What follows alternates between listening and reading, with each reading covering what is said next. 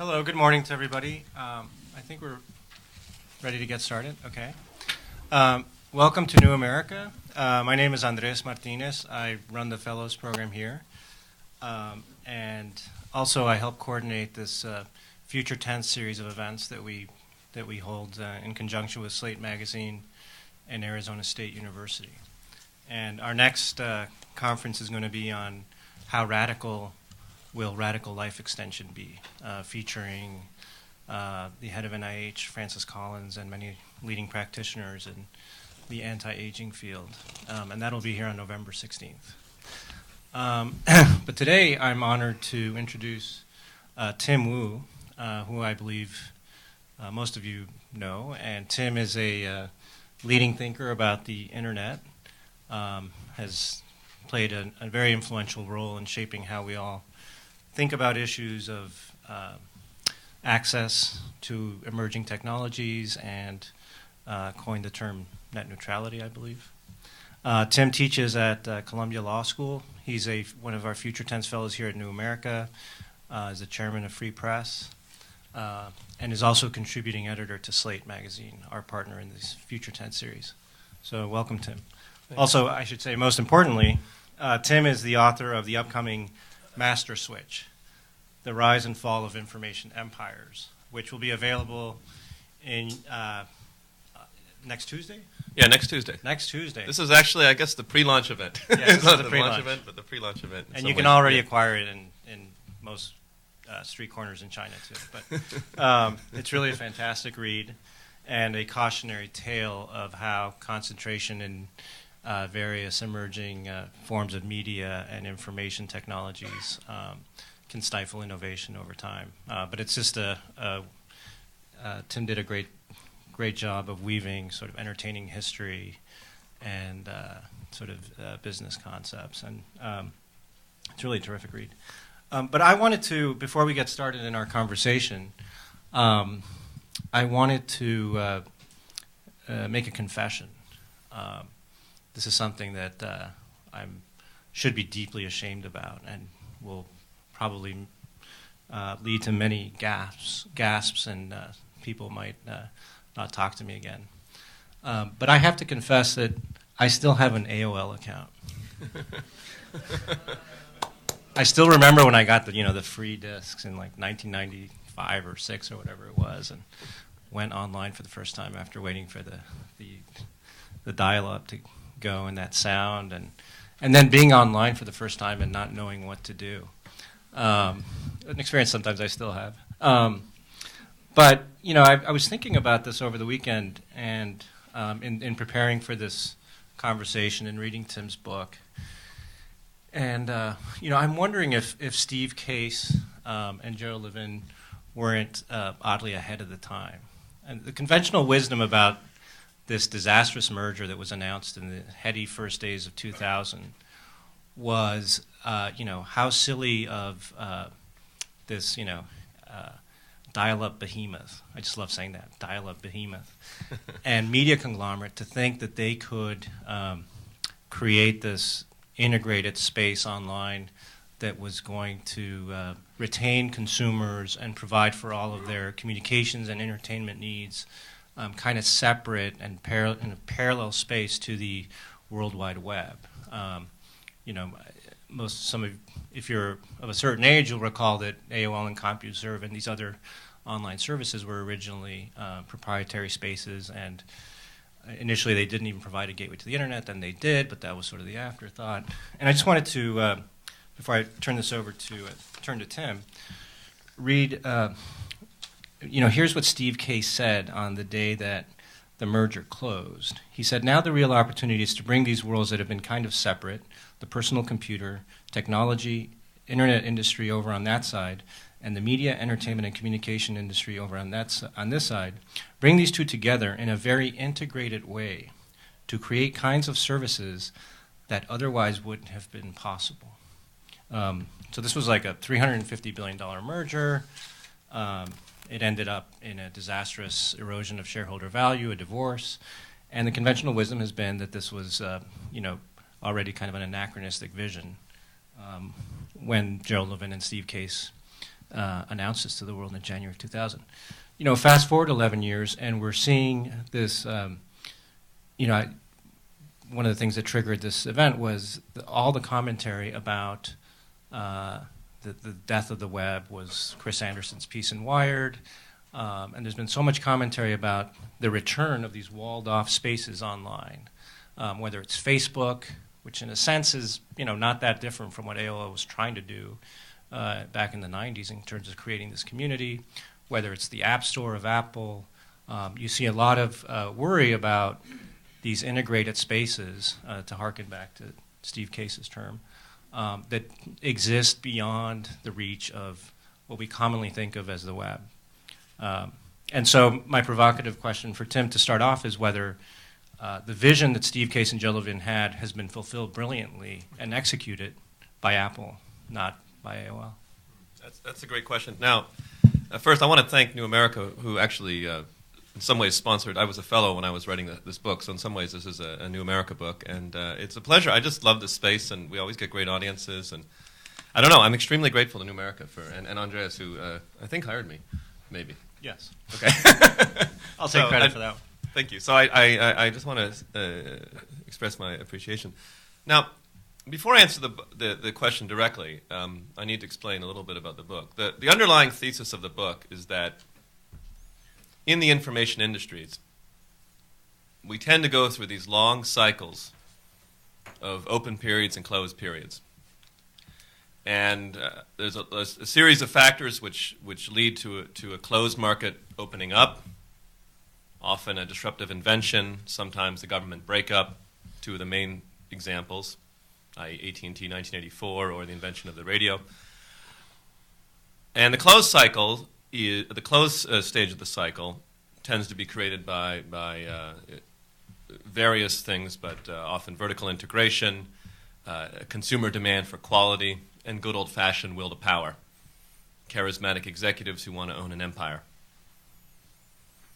And so AOL Time Warner can be seen as an early effort to close the cycle, to close what was then in late 1990s an open internet.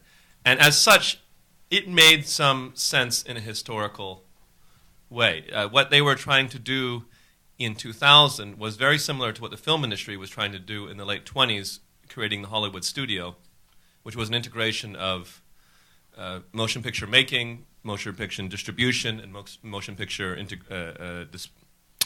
production, transit, and theaters. So they were relying on the same vertical integration strategies that had been very successful in other media industries in other periods of time. And so it seemed that there would be some logic to this working. What they ran into in AOL Time Warner, for lack of a better word, is net neutrality.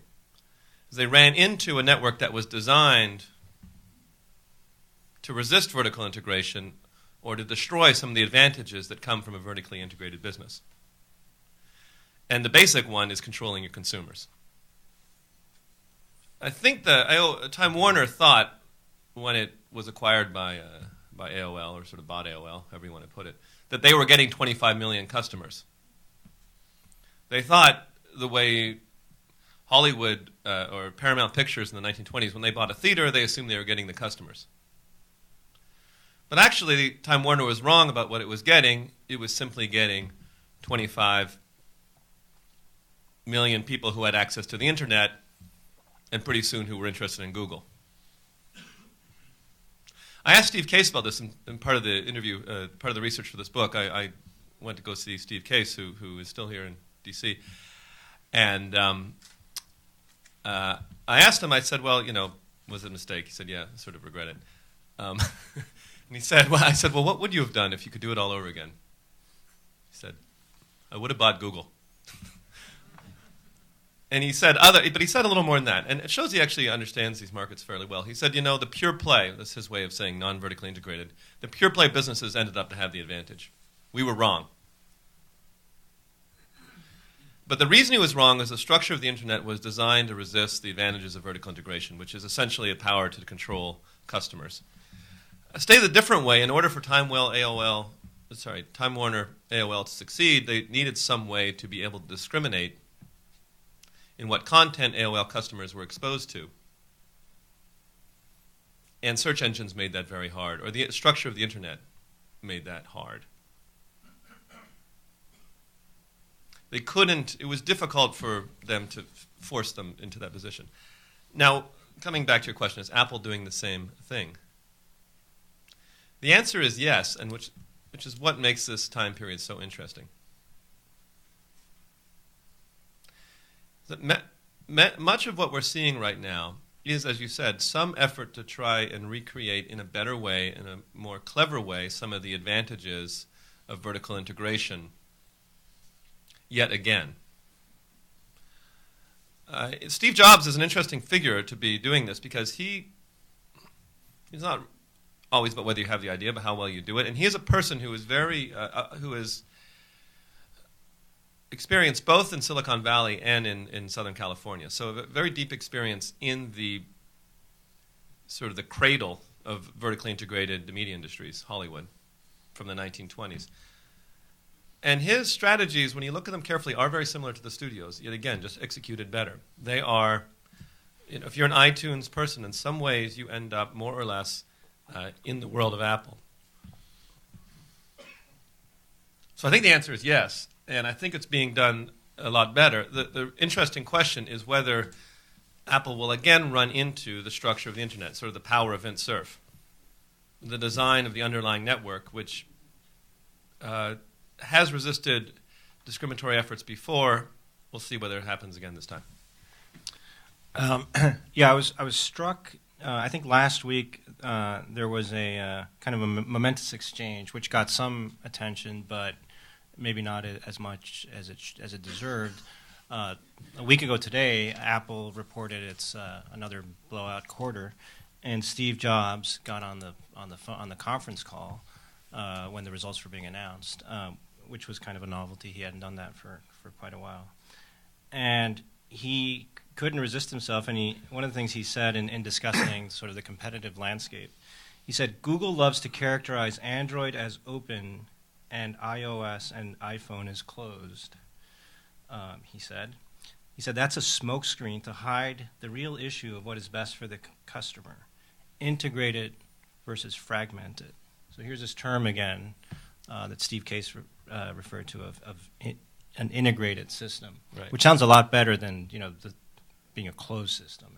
And we often posit things as open versus closed. And here's Steve Jobs trying to alter the terminology that we use and thinking about it as sort of an integrated system. And in your book, since I think it's always embarrassing when authors read from their own books, I can actually read from your book. Thank you. You say if the centralizers, and Steve Jobs, I think, would be one of the prime centralizers in Tim's narrative, AT&T, Hollywood, and Apple prevail, the future will be informed by a marriage of 21st century technology and 20th century integrated corporate structure. The best content from Hollywood and New York and the telephone and networking power of AT&T will converge on Apple's appliances, which respond instantly to ever more various human desires. It is a combination of undeniable power and attraction, and not least among its virtues, the worst of the internet, the spam, the faulty apps, the junky amateur content, is eliminated.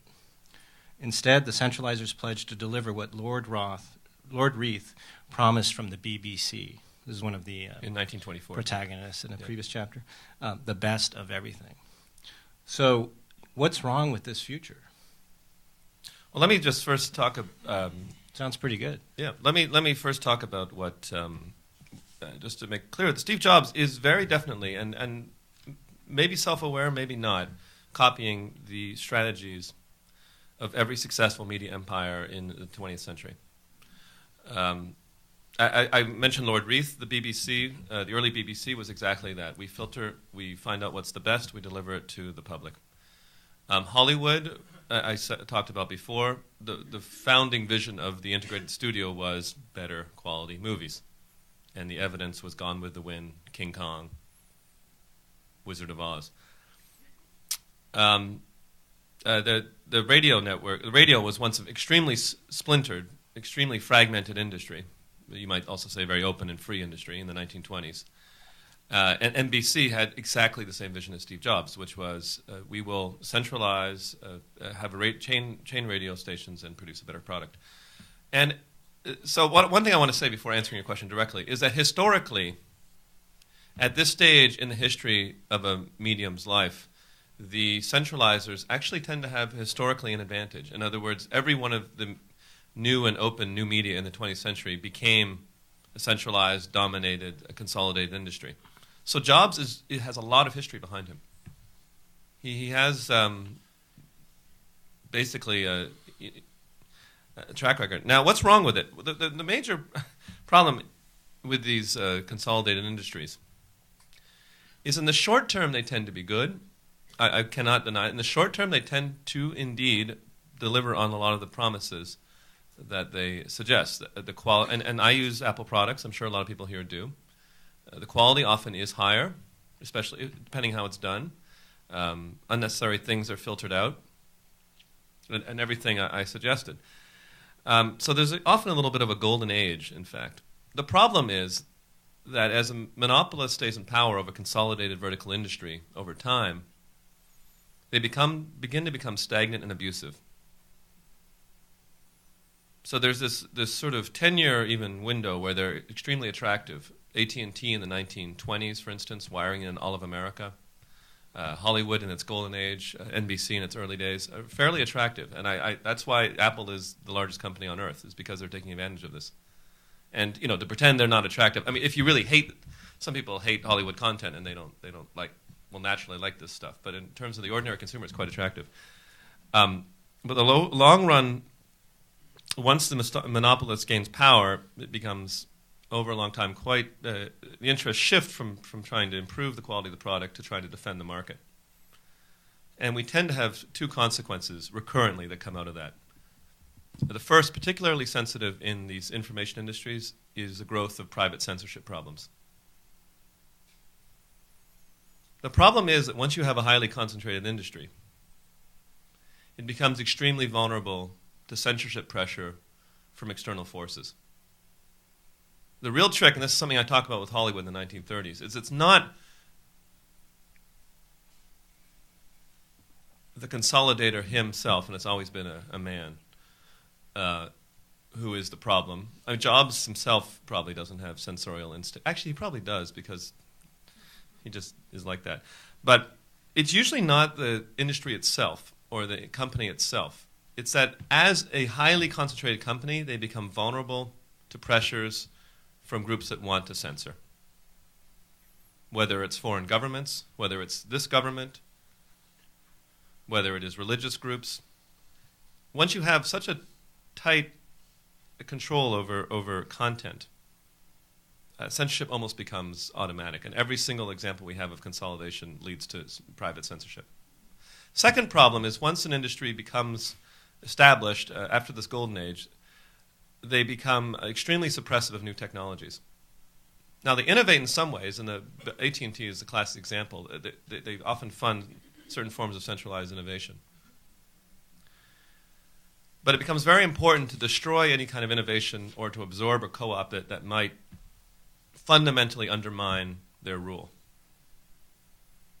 It's very similar to political dictatorships in the sense that a political dictator at the beginning will often seem very attractive, will clean up a lot of things, a lot of reform, but then will start essentially putting away their political enemies. And the same thing happens in technology with technologies. And so AT&T for years, for decades, was very careful to either buy, suppress, or control anything that would undermine the idea that AT&T was the monopolist that had to run the telephone system, including, it goes on and on and on. Now, let me turn that back to today. So those are the dangers. As I said, there will be a short-term, I think there's some attraction. There's some real dangers also in what is happening. I'll pick on a company, Google, for example. Everyone thinks Google is great, but the question is whether Google at some point will become interested in subtle ways, whether buying or pushing to one side, technologies that tend to make search less central to the internet experience. Watch that very carefully. You mentioned Apple being the most valuable company these days. I think it's still second to ExxonMobil, because that's another emerging technology. Most valuable tech company. Yeah, it overtook Microsoft, I think, this year. And I was kind of looking back at, when Steve Case and Joe Levin took to the stage Apple. It's funny to think back to what Apple was then, which was, a struggling PC maker whose best days seemed to be in the past. All the jobs had come back, and the market cap for Apple then was $16 billion compared to nearly $300 billion for AOL, Time Warner, and $500 billion for Microsoft or so. And now Apple is the one closing in on $300 billion. But to be fair to Apple and to Steve Jobs, isn't this kind of a different type of beast insofar as there's no effort on the part of Steve Jobs and Apple to own and create the content? I mean, basically, the sort of a creation of a safe, consumer-friendly space. I mean, one of the sort of genius of Apple, if you want to put it that way, was kind of a stubborn reliance on hardware and this belief that these machines had not been commoditized, which was sort of the conventional wisdom back in 2000. And the marriage of these gadgets and the iTunes store is what creates this space, which to most consumers seems like a better place to be. It's almost like a cool subdivision where you've eradicated crime and such. And I understand why that's in some ways problematic. But iTunes is selling you, plenty of content from, a quite a diverse, array of sources. And I understand there's that possibility to keep some stuff out, but it's not quite, Comcast NBC model of let's let's have the distribution and the content under the same roof. Yeah, if history is any guide, it's a matter of time.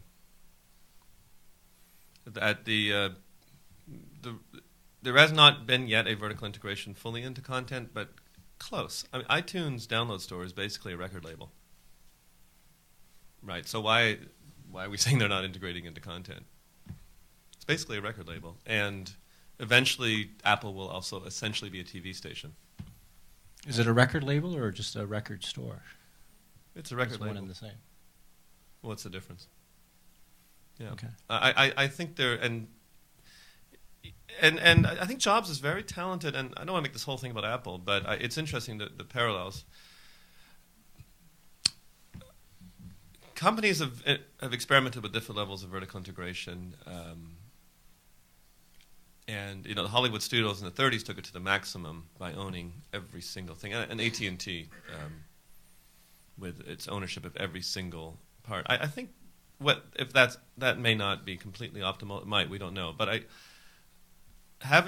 you don't always have to have the company control the thing as long as you have contractual. Let me be a law professor for a minute. As long as you have enough exclusive contracts into that area, and so you can have a certain boundary of the firm expanding into content, which isn't through you can't draw a line and say this belongs to Apple, but if you pay attention to the exclusive contracts, there's a degree of control. I also wanted to get your thoughts on Facebook and the social media phenomenon, and not just because there's a terrific movie out on the subject, but last week one of the other kind of developments on the sort of Apple watchers front was that I guess Steve Jobs and Mark Zuckerberg had dinner recently, and there's been a lot of speculation about what Apple's going to do with its $70 billion in cash or however much it is. And so, the two guys have dinner, and of course the blogosphere lights up with rumors about, geez, is Apple going to buy Facebook? But talk a little bit about, because again, Facebook, though we don't often think about it in these terms, is an example of another walled-off garden online that is not quite the World Wide Web. And yeah, that's true. Interestingly, again, what's happening now in our time, and what makes this, tech is always interesting, but right now is interesting, is we are seeing a replay, again, of the old battle between open and closed systems, which has happened, the same battle that took place in the radio industry in the 1920s, for example, between the distributed multiple radio stations and a few huge vertically integrated networks. Now, they weren't fully really integrated, but they were quite close. And Facebook, one thing that's interesting is that there are trends in it moves towards a more closed stage of the cycle.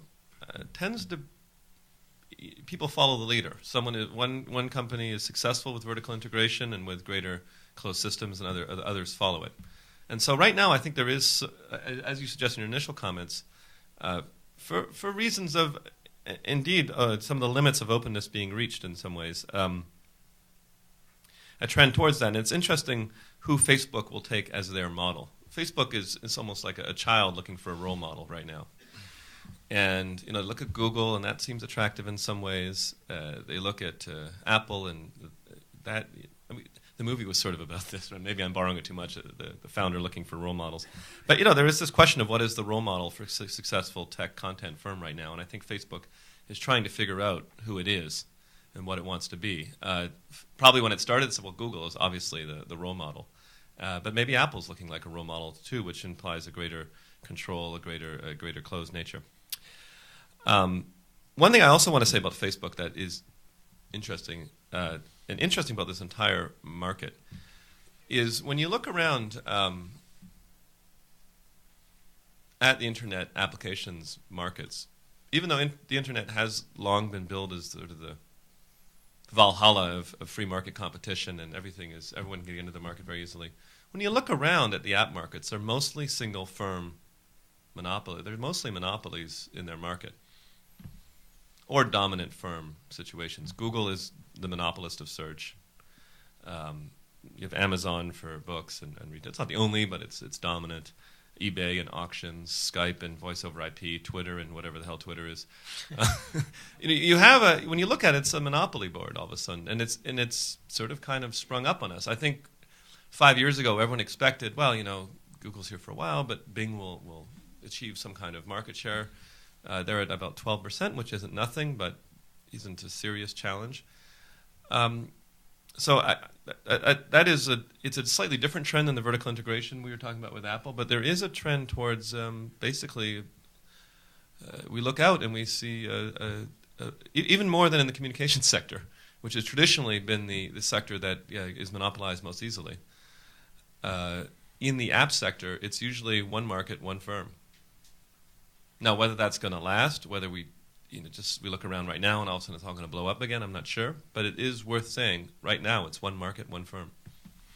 Well, it's interesting because the paradox is all these apps that you have referenced, including if we want to think of Google in those terms, these were all enterprises that were allowed to come into being because of the sheer openness of the system. Right? I mean, what thwarted Steve Case's vision of the future and business model in 2000 was the fact that net neutrality and the openness of the web allowed, sophomores or I think they were sophomores at Harvard to create Facebook.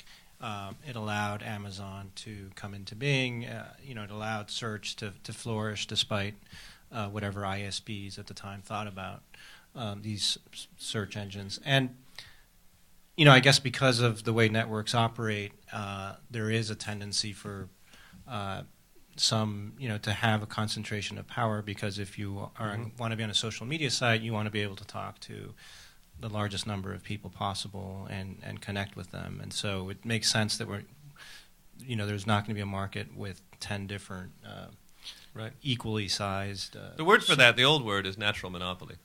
Right. Which is somewhat in DC is sometimes a dirty word, but and I'm talking about the app markets, which have. So a question would be, okay, so we're in DC. We like to pretend that you can create rules and policies to preserve whatever model you prefer and to encourage innovation in the future. And so if you were the communications policies are, which a lot of people here probably might want to proclaim you that, and others virulently not. But if you had that role, what would you put in place to ensure that Mark Zuckerberg's kids will be able to do what Papa did, and which is to rely on the openness of the system to create the next big thing. Right. It's an extremely tricky role that the federal regulators have. And having done more spent the last 3 years thinking about the history of this, I have two minds about it. I'll tell you what I would do, but let me set out the framework first. Is when you look at the long history of these markets, it is clear that the private power needs oversight. That there's real dangers from uncontrolled private power as much as there is public power. That's I think obvious. But it's also true that the longest-lived monopolies, the ones that tend to really last past their due dates, in some ways have made federal regulation into a 10-year grant. Have some way cleverly, and it's not always clear at the time, something is, I'm going to reference something that may not please members or audience, but something like open spectrum auctions, which seem like a device of opening markets, oddly enough, has strangely led to a kind of a tenure for certain players in the market because of once you own some spectrum, more spectrum is more valuable to you. So it seems, the federal regulations seem innocuous, and you have to have something. So what would I do? I continue to believe in that's why I think there's some danger in federal regulation, always, and of any regulator becoming essentially the guarantor of a long-running monopoly. Basically, and I've obviously said this a million times, a basic non-discrimination rule is extremely useful on the carriage space. That's a net neutrality rule, and we have had many long discussions about that. But the basic advantage of a non-discrimination rule is it makes it easier for people. That's a pretty good ringtone. Easier for people to get started who are going to rely on another carrier's infrastructure. That's obvious. The question is, what do you do about the thing that I'm wondering about now? The thing that I've been wondering about more and more is, what do you do, if anything, about the natural monopolies that are created by other forces like network effects? Not the ones. It's pretty easy to see how a transit monopoly in a partnership with content can stick itself there forever.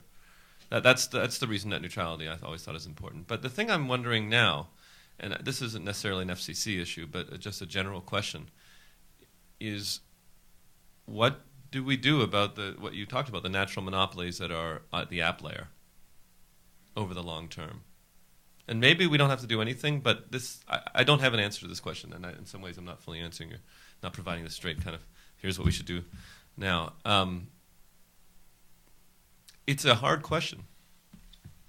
I mean, what do we do if Google or Skype or eBay, what if we do if eBay is a good example, 50 years from now, has still held on to its monopoly, has become extremely suppressive of new technologies? eBay's fine now, but slightly older, you could see that happening 40 years from now. The obvious answer is you bring back the good old Sherman Act and say, well, at some point, everyone's been there long enough, it's time to go. Think of the Sherman Act as a sort of term limit for monopolists. You were great, 8 years was fine, or 40 years was fine, or 30 years, but at some point, there needs to be a term limit. But I haven't fully, this is sort of chapter 80 of my book. It's beyond what I have in my book. Do you think that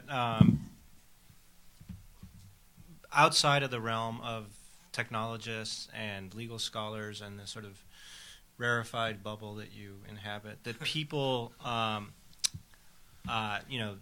sort of broader society and consumers who are making these decisions appreciate sufficiently the trade-offs that you are talking about? And, again, you talked about the appeal for the consumers about the sort of Apple model and right. the getting rid of the sort of spam and some of the undesirable effects of a more open system. Right. And do you think people are grapple enough with some of these trade-offs, or right. does this frustrate you that maybe they don't? You have to take people where they are, and they are where they are. It sets two classically American characteristics against each other, both of which are power: the desire for freedom and the desire for convenience.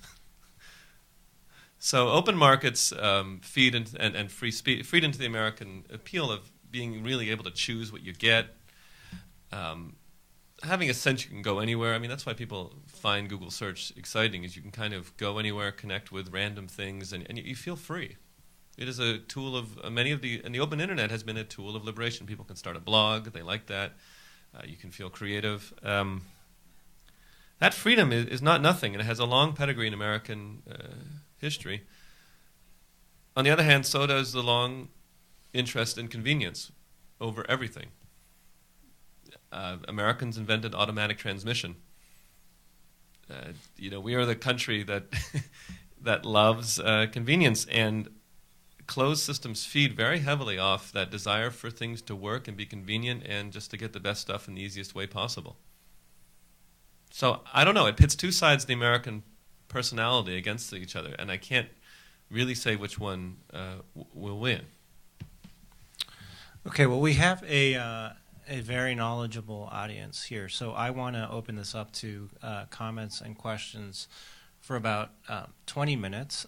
Please be mindful that this is being webcast, and so wait for a microphone, and please identify yourself.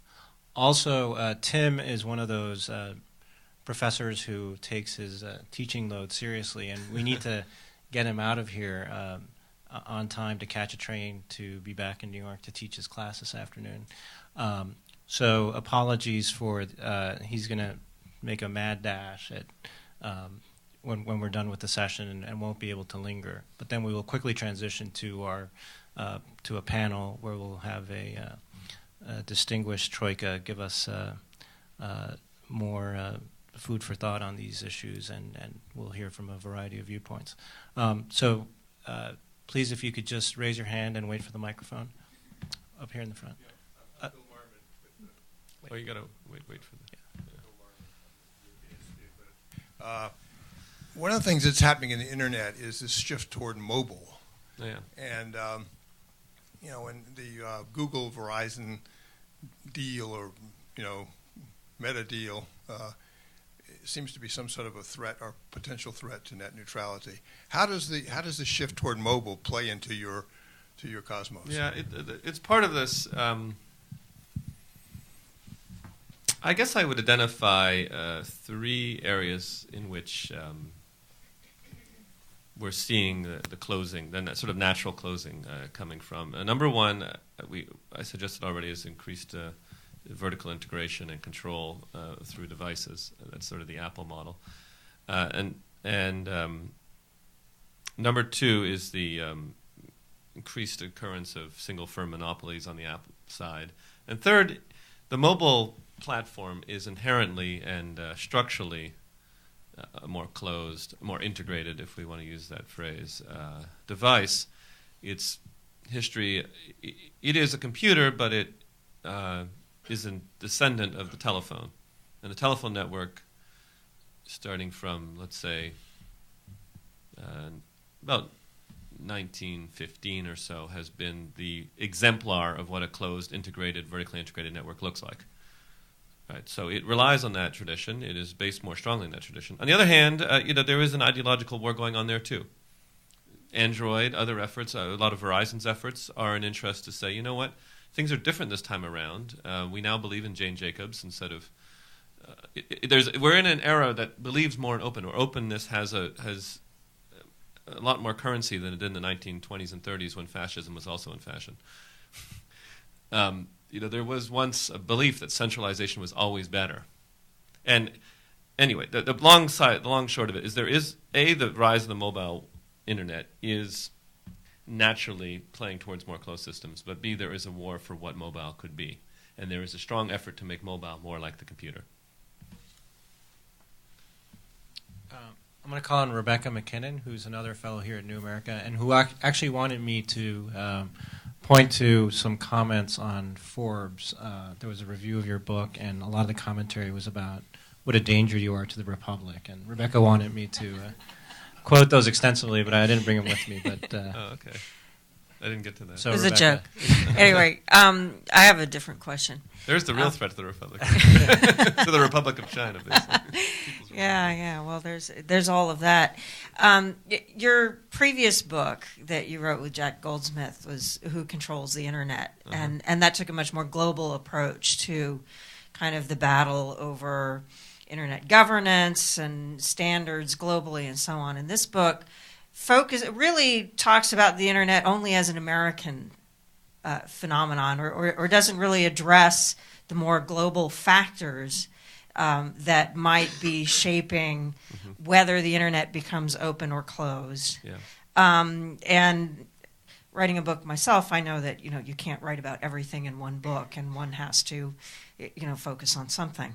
But I'm wondering if you could talk about a little bit just to what extent do you think the future of the internet does depend on American regulatory systems and the battle we have going on here, and to what extent there are other global factors, both related to internet governance, but also the way standards are being shaped in major markets overseas like China, that could also influence this.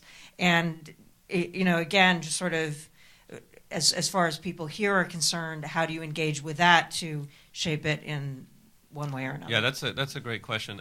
The book is America-centric. It's a little bit of Britain, but I guess it's former colony and so on. So, but it's basically America-centric. And the reason is that the pattern I'm trying to describe in this book, the long cycles of open and closed, are an American pattern. All these inventions, not everyone is invented in the United States, but the industries surrounding film, surrounding the telephone, the radio, television, they have their characteristic cycles of open and cable television, internet. They have their characteristic cycles of open closed within America. In other countries, there is, which I did some research on, there's a much stronger pattern of government involvement. When things reach monopoly, the industry becoming nationalized. Now that that's sort of out of fashion around the world, the interesting question is exactly what you said, is whether we can really describe these trends by only looking at the United States, which is basically what I've done in this book, or whether, I think as you said, if the Chinese market or the European market or a Japanese market take a very distinctive approach to something, whether that can ripple over in effect. And I think probably that's true. I think it's a weakness of my book, to be fair, that a fuller model of this battle between open and closed right now would have to take into account what's happening in Europe. Still, it still remains, to be a little more red-blooded, still the app companies still tend to come from this country. There's very few app firms, there's I think no important internet monopolist, maybe Skype, I guess Skype is the one exception. The important internet monopolists app monopolists create a nice acronym, which I'm going to read. Facebook, Amazon, Skype, Twitter, Amazon, Google, eBay, spelled out fast age.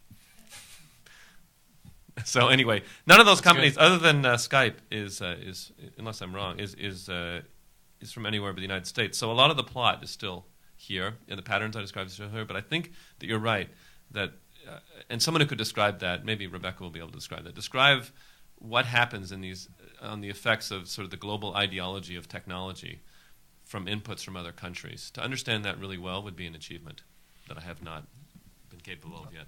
In the back. Hi, it's Mark McCarthy from Georgetown. You really separated out the problems of network effects and natural monopoly from open and closed, and you talked a little bit about what you might do in the area of natural monopoly, a little uncertain. But on the open versus closed, maybe non-discrimination is one way of addressing that, and that sort of works at the carrier level. Right. But what do you do at the higher levels? I mean, you've got an eBay problem, not that it's just the only one, but it's a closed model. Facebook is a closed model. Many of these closed models don't seem to present themselves as candidates for an obvious public policy intervention. So what are you thinking there? Well, I had spoken about this. Well, first of all, let me talk on the difference between open closed and natural monopoly versus fragmented industry. They are slightly different issues, and what's interesting is you sometimes have natural monopolies who are interested in promoting open strategies. Amazon and Google are two very interesting firms because they are essentially big dogs with long tails. In other words, they are firms that are themselves aspiring monopolists or monopolists who are nonetheless interested in supporting a huge, diverse range of content. They're interested in supporting extremely unconcentrated markets on top and below them, but they themselves want to be concentrated. And so, I try to take the approach that some people may think I may think differently, but I try to take the approach that nothing is ever inherently good or nothing is ever inherently bad. It's more about dosage.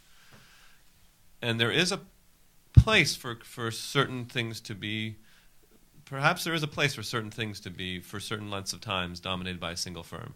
And perhaps there are a place where certain things are better closed and certain things are open. I'm not an absolutist in terms of non-monopolization, and this may disappoint some people who are allied with me, but I'm not an absolutist on either non-monopolization or on non-closedness. I do think it's important. The reason I've sort of supported net neutrality all these years is I do think there are certain levels which are so essential to everything that the ability for them to be discriminatory is very dangerous. So in other words, I think need to be more open in order to support even the possibility. There's too much power inherent in this area. But on top of, I guess I'm trying to say, not everything has to be open in an ideal world, and it never will be that way.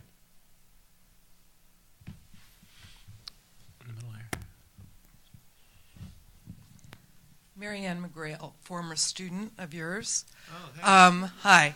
Right. You had mentioned earlier From the good old days. Yes, the good old days, yeah. You'd mentioned earlier, you talked earlier about private censorship. Yeah. Have you, in the paradigms you've looked at, have you found recurring effective strategies, short of trust busting, of course, to combat what you're terming private censorship on the internet? Yeah, it's a great question, and I think I don't. No, the answer is no. The answer is that Americans are incredibly sensitive to public censorship because we have this First Amendment thing going on and tradition problems with King George and so on. But private censorship can really go unnoticed, last for decades, without really any clear way of responding to it. Now, let me explain the pattern of private censorship again. Is you have a very concentrated media industry of some kind or communications industry, and it is pressured by some group, government, religious group, some other, to censor. And they do, often in a way that we would, in law, call a prior restraint.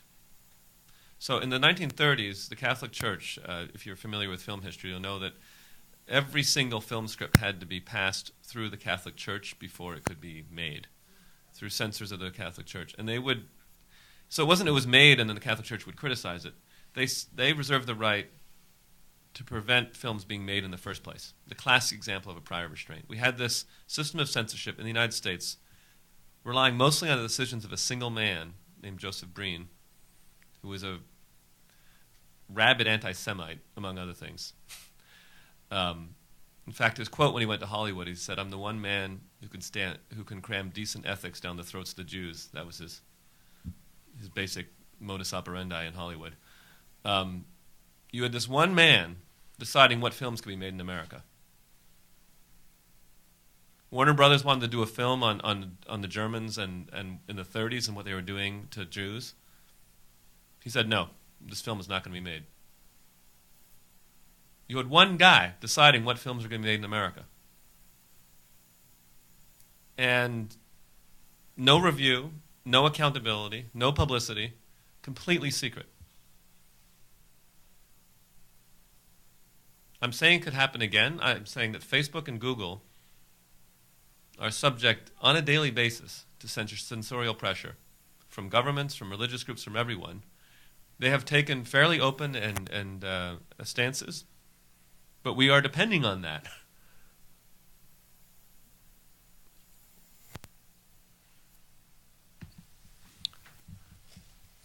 I'm in the third row there. And then behind. My name is Derek Meyer, and I actually have a question just on what you were just talking about with Facebook and Google.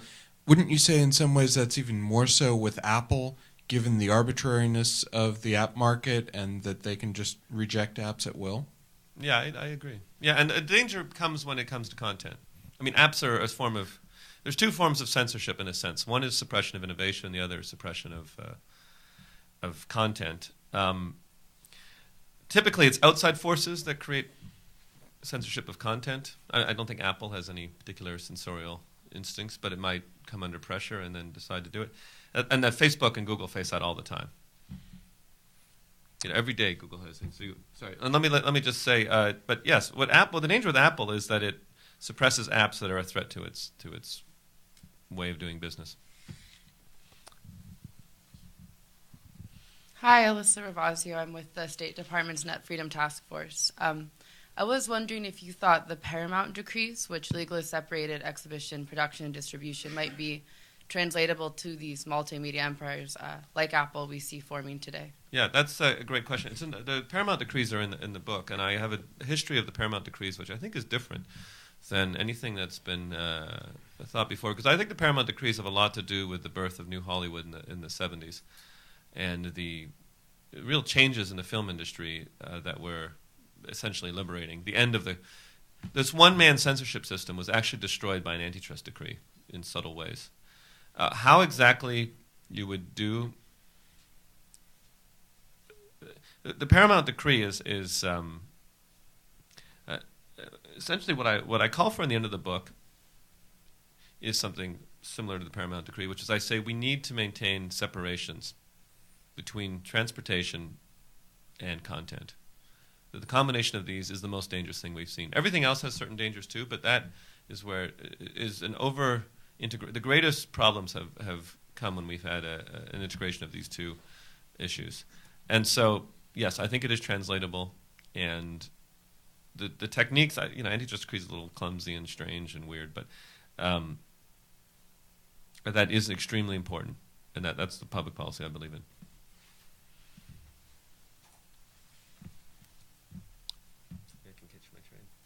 Yeah, it looks like you can catch your train. Well, thank you, Tim. This has been fantastic, and good luck with the book. I think it'll be an important, much discussed work, and we're glad we were able to preview it a bit here. Yeah, this is the pre-launch, and Pre-launch, yes. Thank you for the questions, everyone. You like my acronym? What's that? You like my acronym? Yeah, did you just break it up? No, I made it up last.